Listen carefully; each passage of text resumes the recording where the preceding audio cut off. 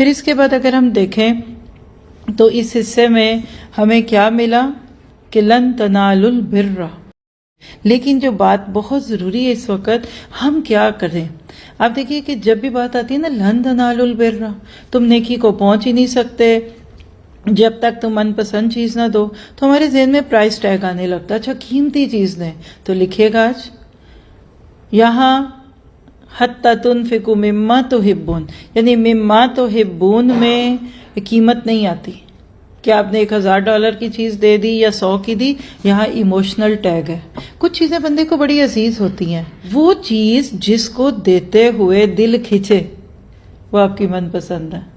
اور فی سبیل اللہ دیتے وقت اگر آپ کو اس وقت غم سے زیادہ خوشی ہو تو یاد رکھیے یہ آپ کے ایمان کی علامت ہے۔ آپ کر کے دیکھیے، جو چیز آپ کو پسند ہے جاؤ دے دو، یہ بھی جاؤ، یہ بھی اسکول کو دے دو، جاؤ یہ بھی اسٹال پہ رکھ دو، یہ بھی کر لو، یہ اچھی لگی جاؤ تم لے لو۔ یہ وہ کیفیات ہیں جو اندر کی راستے کی رکاوٹیں دور کرتی ہیں۔ یہ جو آپ کے میرے راستے کے روڑے اور یہ جو بریک ہے نا، وہ سپیڈ بریکر جس کو کہتے ہیں، لکھیے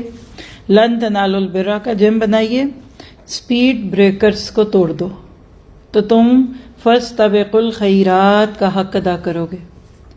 پچھلے پاروں میں بھی گزرا، پہلے پارے سے لے کے اب تک دہرانے کا ٹائم نہیں ہے، ہر پارے میں آپ کو مجھے ایک پیغام مل رہا ہے، نیکیاں کر لو، ففروا الی اللہ۔ میں سوچتی ہوں کہ لوگ کتنا اپنے اوپر ظلم کرتے ہیں، اپنی زندگیوں کو بیکار مشغلوں میں لگا کر اور ایسی چیزوں میں کھپا کر تپا کر کہ جہاں سے ملنا ملانا کچھ نہیں۔ تو اللہ تعالیٰ کو آپ سے کوئی دشمنی نہیں ہے، اس کا سب کچھ ہے، وہ دے سکتا ہے، وہ لے سکتا ہے، لیکن آپ کے فائدے کی خاطر آپ کبھی بھی